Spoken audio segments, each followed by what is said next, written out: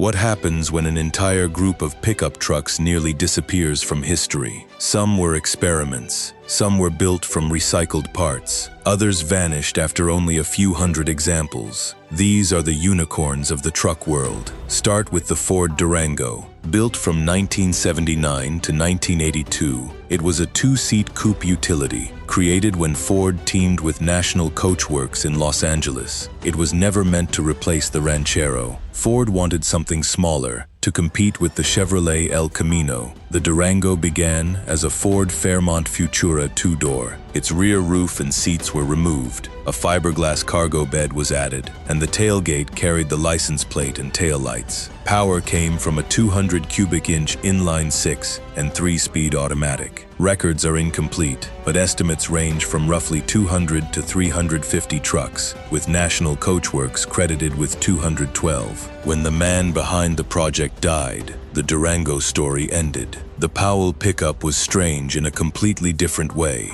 Powell Manufacturing of Compton, California, had built radios and scooters before moving into vehicles after the Korean War. Beginning in 1954, it created the Sport Wagon pickup using refurbished 1940 and 1941 Plymouth sedan chassis and engines. Because Powell mixed parts from different years, no two trucks were exactly alike. Some used Dodge or Chrysler industrial engines. Early examples mixed steel bodies with fiberglass front ends, and some had oak bumpers and tailgates. The grille came from a 1950 Ford sedan rear door, while a fishing pole tube ran through the rear fender. Production lasted into early 1957, with just over 1,000 trucks and around 300 sport wagons built before Powell went bankrupt. Then came the 1938 Plymouth PT-57, born while America was recovering from the Great Depression.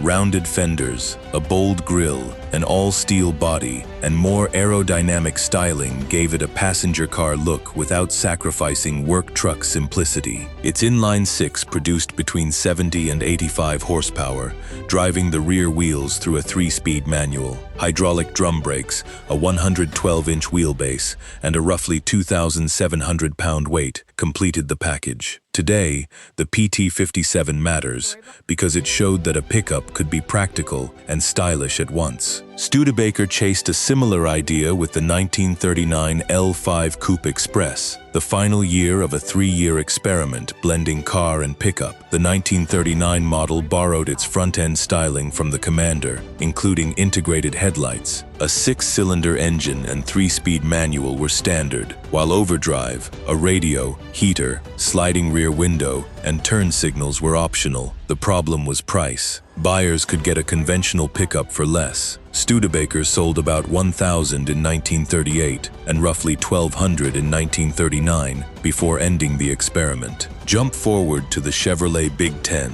Sold from 1975 to 1980, it looked like a C10, but underneath it was a heavier-duty 2-wheel drive truck with stronger springs, power brakes, tougher tires, and more carrying capacity. Its biggest advantage came from regulation. Because of its gross vehicle weight rating, the Big Ten could avoid the catalytic converter requirement, affecting lighter trucks in 1975, allowing owners to keep using cheaper leaded fuel. Buyers could also choose lower axle ratios and even a 454 V8. Factory big block short bed trucks were especially scarce. Only 5,726 were built out of nearly 800,000 trucks that model year. Ford took a different risk in 1961 with its unibody F-Series pickup. Instead of a gap between cab and bed, both were formed into one smooth structure. The design increased cargo room by 16% and reduced material and assembly costs. Ford added sound deadening, thicker seat foam, wider opening doors, air conditioning, and a panoramic rear window, but heavy loads could bow the body enough to jam the doors. Ford abandoned the idea after only a few years, which is exactly why survivors are so unusual today. The 1937 Hudson Terraplane pickup is even harder to find. Terraplane had begun in 1932 under Hudson and became known for affordable vehicles that mixed passenger car style with commercial toughness. The pickup used streamlined pre-war bodywork, a simple bench seat interior, a 3-speed transmission, and a reinforced chassis, a 3.5-liter flathead engine, produced between 96 and 112 horsepower. After 1938, Hudson dropped the Terraplane name, and the pickup disappeared with it. International Harvester's 1952 L120 was less exotic. The L series replaced the older KB line in 1949, and the L120 brought heavier suspension, stronger axles, and more than a ton of hauling ability. Its silver diamond straight six displaced 220 cubic inches and produced 101 horsepower. The Comfo Vision cab seated 3 adults, and the hood opened from either side. Over one recent 5-year period, only 17 were reported sold. In 1988, after victories in the Baja 1000, Gold Coast 300, and Mint 400, Nissan built the Hardbody Desert Runner as a showroom tribute to off-road competition. It wore 31-inch tires, tubular bumpers, a bull bar, skid plate, racing graphics, a bed-mounted roll cage, extra lights, and a spare tire in the bed. Underneath was a 3.0-liter VG30 V6, making 145 horsepower and 164 pound-feet of torque,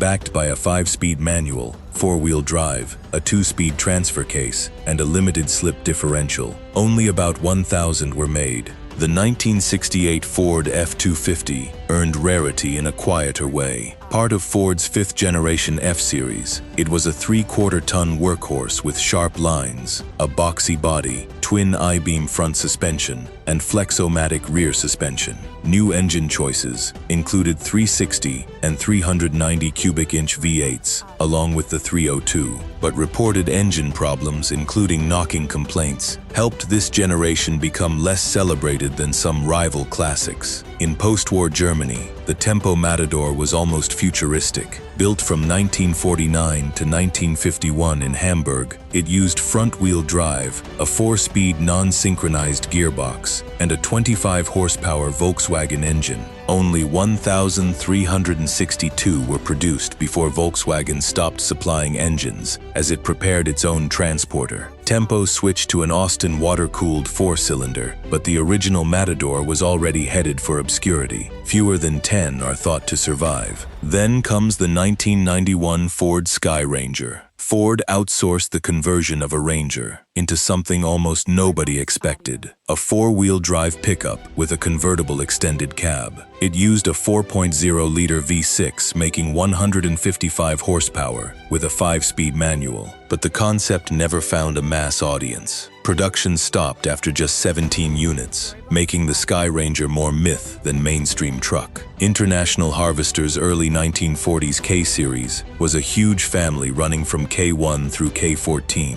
from half-ton pickups to massive heavy-duty machines. As capacity increased, so did frame, brake, suspension, and axle strength. The KB update arrived in 1947 with more chrome and a wider grille, and production continued until 1949. Their unsynchronized transmissions and heavy gearing made them difficult for casual drivers, helping push them behind more popular Ford and Chevrolet classics. Mercedes-Benz built a pickup most people never associate with the brand. The 170 pickup traced its roots to 1936 and returned as Mercedes rebuilt after World War II. By 1952, it used a 1.7-liter engine, making 38 horsepower with a 4-speed manual, while a diesel version used a 1.8-liter engine. Only 35 pickups were built in 1952, all for customers in Switzerland, and fewer than 80 are said to have been assembled overall.